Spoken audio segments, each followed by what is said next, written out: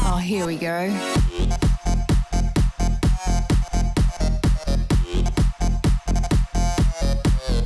Tits. Oh hey, another tits video so soon?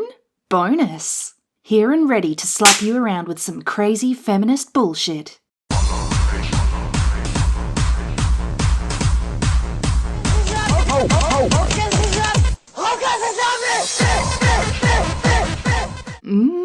Ouch, that's some quality slapping. So that charmingly offensive intro leads us into the subject of discussion today. Is touching a woman's knee sexual harassment?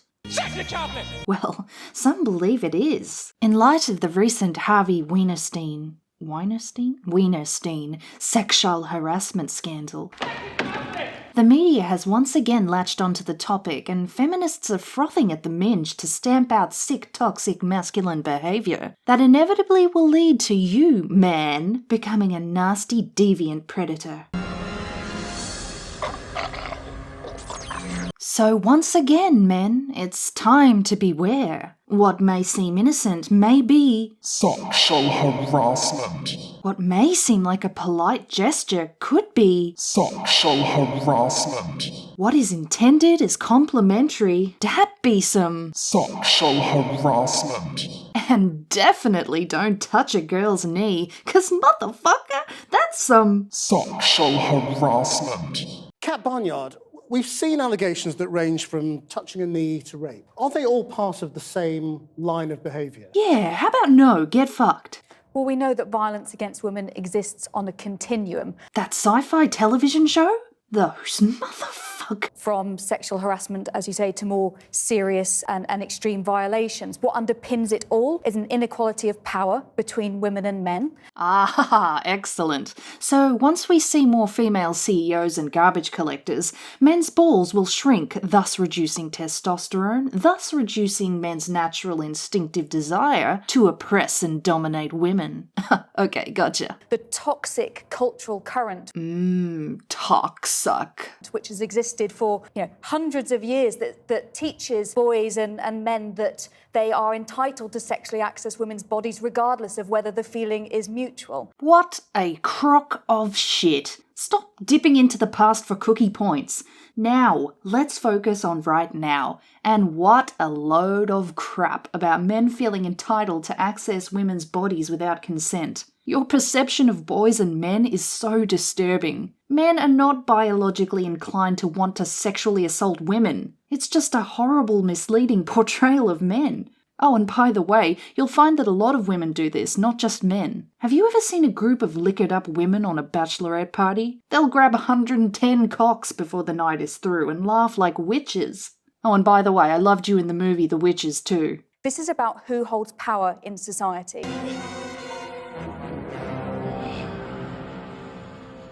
Great work. And in this case, it's about men's power in a society which is still deeply sexist. Oh, get the fuck out, milk tits. You're doing my head in. Dame Anne Leslie, I mean, you must have seen some appalling behaviour over the years. Oh my goodness, yes. This woman. Yes, I love this woman. She's OG, baby. Original gangster when it comes to sexual harassment. She knows the difference between real harassment and this bull crap about knee touching. I mean, this is patty cake, that's going on now. It's ridiculous. When I was young, touching me up and things, and I suddenly realised that he had his hand up my crotch, takes his hand out of my crotch. My crotch.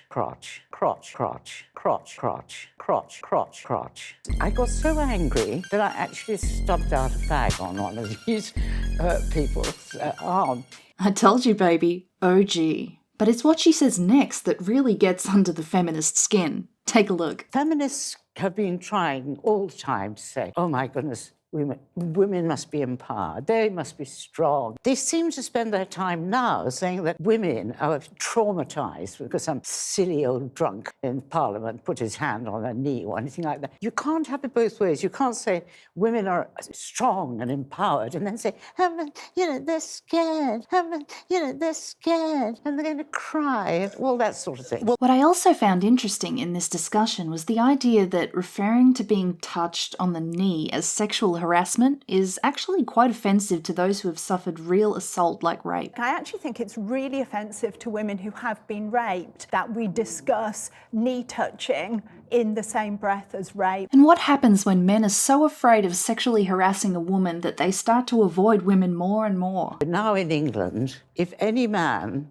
does this to you, you should scream and say, rape coming up. Does pressing up against a woman on a packed train result in her screaming sexual harassment? I think it's insulting to both men and women to insist that something as innocent as a touch is a slippery slope to something much more sinister. Young girls are learning that society just turns a blind eye. How does society turn a blind eye? Sexual harassment is taken very seriously. Sadly, many real cases often go unreported, so we should be encouraging victims of sexual assault to report the crimes. Sexual harassment is rife in schools. Rife? Come on, you make it sound like an epidemic. And you've just admitted that you consider something like a touch on the knee could be classified as a type of sexual harassment. Whack my knee, whack my knee. You gotta whip it, gotta whack it, whack my knee.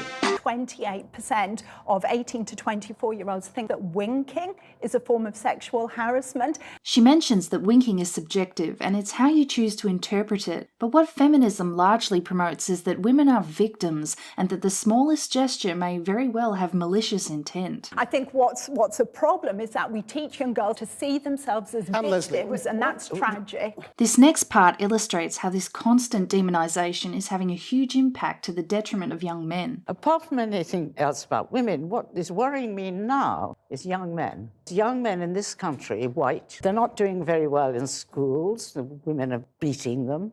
They're not doing very well in jobs. And you're constantly telling young men that, you know, you are scum because you are so sexist and horrible and everything. And, you know, they are quite delicate creatures, men. And I think the net result is that they turn away into themselves and, you know, they will say, well, you don't want anything to do with me, do you?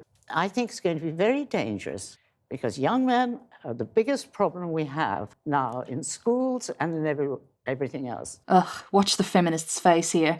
She's super pissed that they're giving a spotlight to the very real and troubling men's issues. She's desperate to steer this back to how women are the real victims. Do you know what? I think despite some of the minimisation, women and girls will continue to speak out against sexual harassment, and despite the naysayers, they will change the world. I'm sorry we're out of time. Oh, congratulations, you callous cow, on your utter refusal to acknowledge the struggles of boys pointed out by OG Granny. You know, I couldn't help but be reminded of that humongous saga a while back. You know the one, where that crazy bitch screamed bloody sexual assault because he said his name was humongous. Humongous. What is your name? That's what it is. What is your name? It's humongous. Who are you? That's my name. What is your name? Humongous. What is your name? That's what it is. What is your name? It's humongous. Who are you? Why would you say that? Why would you say that? Will we just see more and more incidents like this when we keep trying to convince girls and boys that these trivial actions are worthy to be categorised as sexual harassment? There was a fair bit I didn't include from that discussion, so I've left a link if you want to check out the whole thing. Watch the host get all cuckified and try to defend knee-touching and winking as harassment. Also, you should go check out the full Humongous song. I was laughing my ass off when I first listened to it. The link is also included below. Thanks for watching, everyone. Tits out. Hey! If you haven't followed me on Twitter or Instagram, you should totally do that. 'Cause it would, be totally cool to interact with you badass bitches. Do it. Do it. So you should totally go do it. Okay? Do it. Do it. Alright. See you there.